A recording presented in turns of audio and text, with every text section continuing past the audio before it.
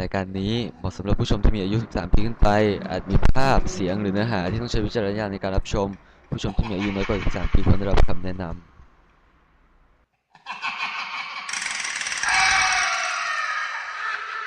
สวัสดีครับวันนี้พวกเรา Our Home จะมาพาเที่ยวที่ไหนน้ำตกแม่กลางครับอยู่ที่ไหนครับอยู่ที่จอมทองครับจอมทองอีกแล้วจังหวัดเชียงใหม่ครับขึ้นมาหน่อยใกล้ๆกับดอยอินทนนท์ครับใกล้ก็ใกล้ๆเลยนะครับใกล้ป่าวครับน่าจะไปค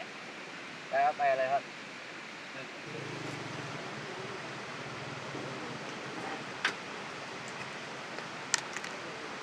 เรากำลังจะไปที่ไหนครับน้ำเข้าไม่จะเข้าทำไมโอ้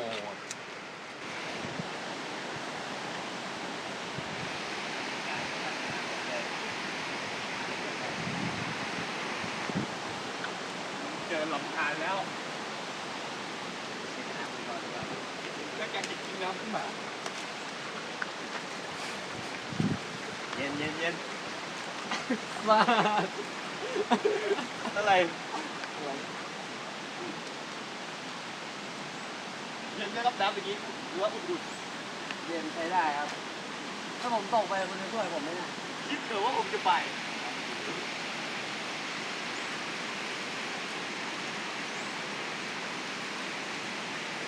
ไปทำไมผมไปรอดดู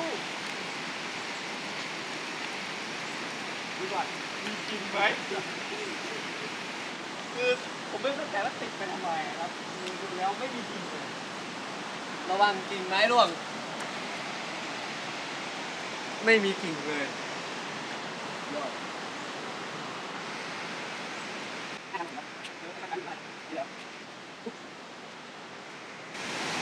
ตอนนี้เราก็อยู่ข้างบนของน้ำตกแม่กลางแล้วครับเดี๋ยวเราจะพาทุกคนไปเที่ยวธรรมชาติกันก่อนค่อยเล่นสนุกกันนะไปเลยครับเขาที่ใหญ่จริงๆจะก็เป็นสองบ้านนะบ้านทองดิ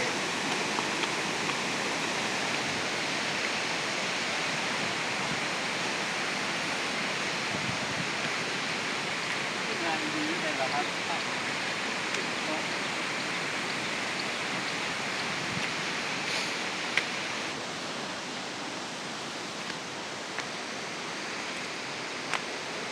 สูงใช้ได้ชิบหายเลยครับโอ้ยปล่อยชุบขึ้นไปมาปล่อยชุบเอา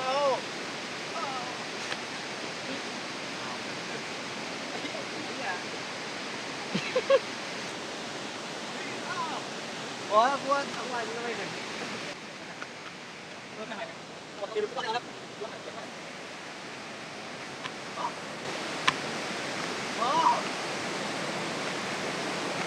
น้ำโคตรเย็นเลยครับ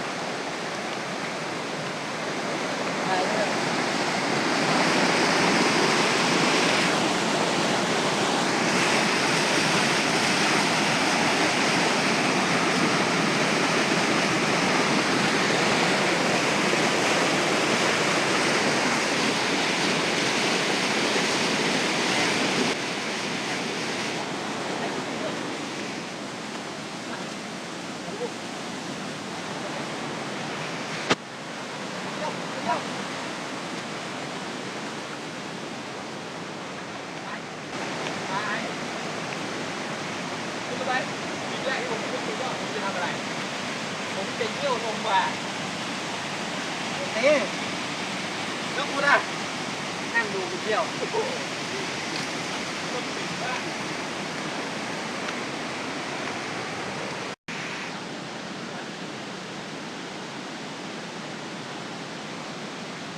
งงมากเลยแม่ถ้าลงโดนลงไปนี่เป็นไรวะโดนโอ้พูดได้น่าฟังมากเลยสัตว์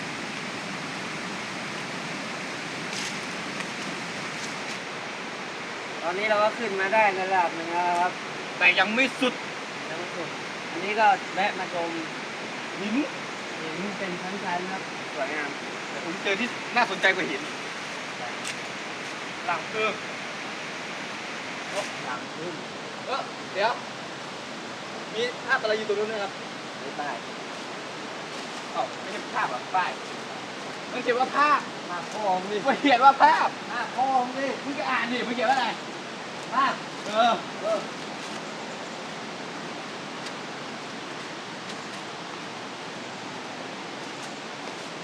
สงสัยจะเป็นวิธีฟิชเจอริงในแบบโบราณพ่อเขาบอกนี่มีเขียนบอกไว้ภาพสีเขียนโบราณดูจากลักษณะฝีมือแล้วห่วยแตกมากเลยดูไม่รู้เรื่องเลย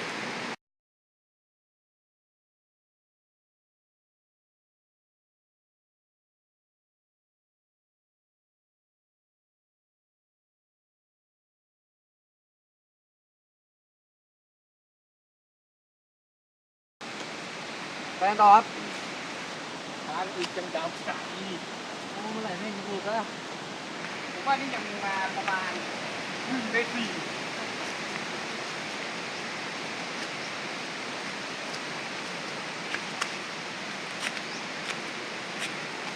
พัก5 นาทีให้เราเสือกับของมาป้ายเจอป้ายอีกแล้วเจอป้ายที่ต้องมีอะไรแน่เจอป้ายลมมาดีคูหาเนื้อหาของมันจะเป็นอย่างนี้แล้วแต่ผมอ่านมาคร่าวๆเมื่อ200 ปีเมื่อ200 ปีสาระดีทั้งนั้นนี่ใหญ่เลยเดินทางลับครับก็ไปจุกกันใครได้เข้าก่อนเข้าก่อนเดี๋ยวไม่เปิดตลาดได้นะมึงชนะกูเข้าวะเข้าได้ไหมมึงเข้าได้ไม่ได้นะ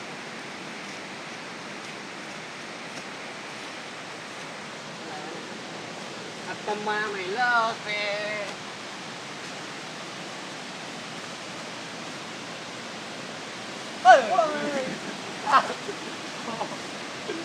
กูแบบโอ้โหเฮ้ยเดี๋ยวเอาจริงๆนะครับผมไม่กล้าลงไปโอ้ยกระจอก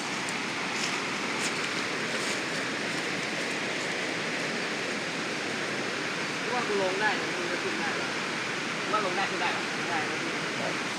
มาดิตะก้องเฮ้ยนอนให้รู้ว่าในนี้เป็นอย่างนี้นะครับเล็ดเขียอย่าที่จะเหมือนขึ้นได้นะครับเคยขึ้นไม่เคยลงไปนี่ว่าผมเจออย่างหนึ่งครับอะไรครับเจอหินไปต่อกันเลยครับตึ๊ด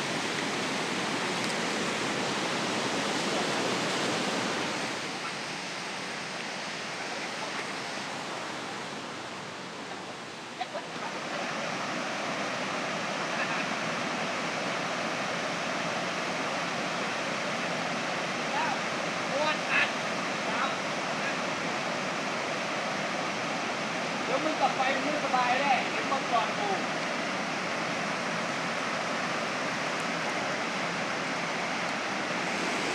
ตอนนี้ภารกิจของเราก็สำเร็จรุ่ร่วงแล้วครับให้ไอ้มิกเรามาเที่ยวบนปลายดอยปลายน้ำตกแม่กาครับเฮ้ยมึงไม่ปรึกษากูเลยสักคำเดี๋ยวว่าอยากเป็นภารกิจหรือเปล่านั่นแล้วภารกิจของเรามิชชั่นคอมพลีทกลับกันดีกว่าครับเดินมาเป็นโมงเลยสัตว์ไปหลังจากพวกเรามากินเดินเล่นกันเหนื่อยๆครับต้มตำไก่ย่างโอ้ยดอกลืมไปมาทานตัดต้นจิ้มไก่ตอนหน้าถือว่า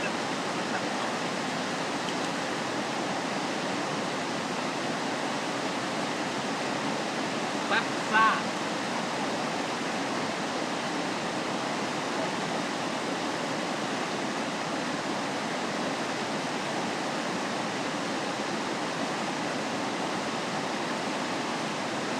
กล้องสนใจไหม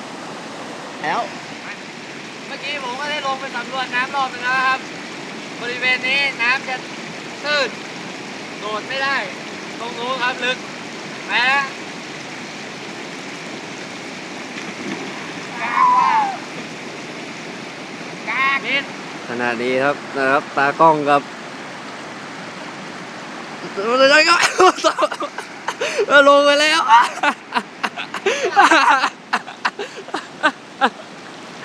สมได้ใช่ไหมหล่อเลยยอด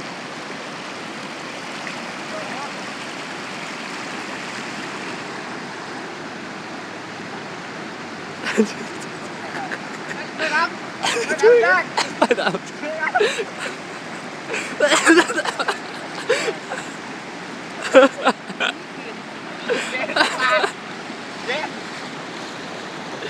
ตัดเตือมา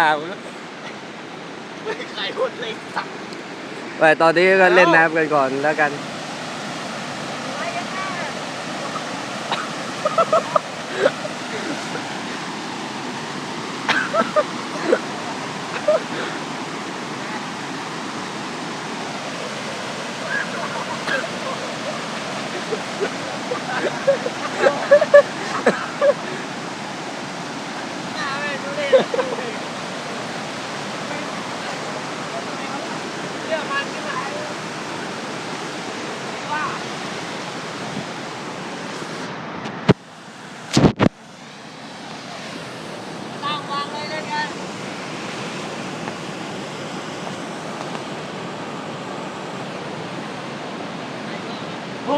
บุกตามแขนยังไง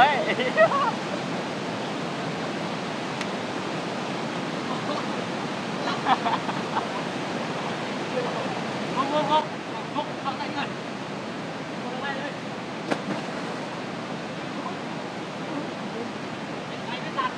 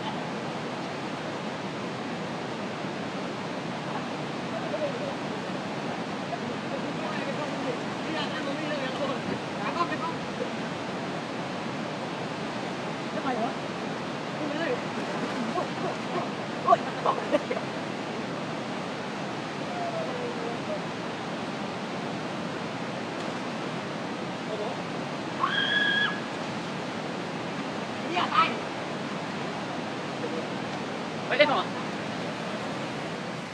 วันนี้รายการของพวกเราก็ต้องกล่าวคำอำลากับทุกท่านแล้วนะครับวันนี้หนาวมากโคตรไงก็มาเที่ยวกันได้น้ำตกแม่กลางช่วงนี้ถ้าจะมาก็ระวังเอายาแก้หวัดมาด้วย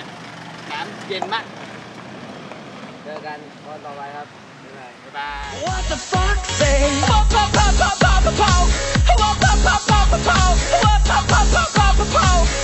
What the fuck say Happy happy happy ho Happy happy happy ho Happy happy happy ho What the fuck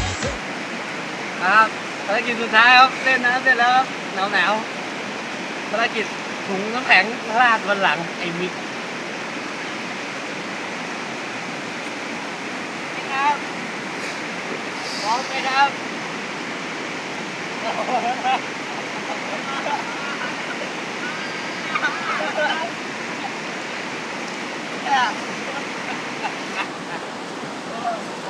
ดำลง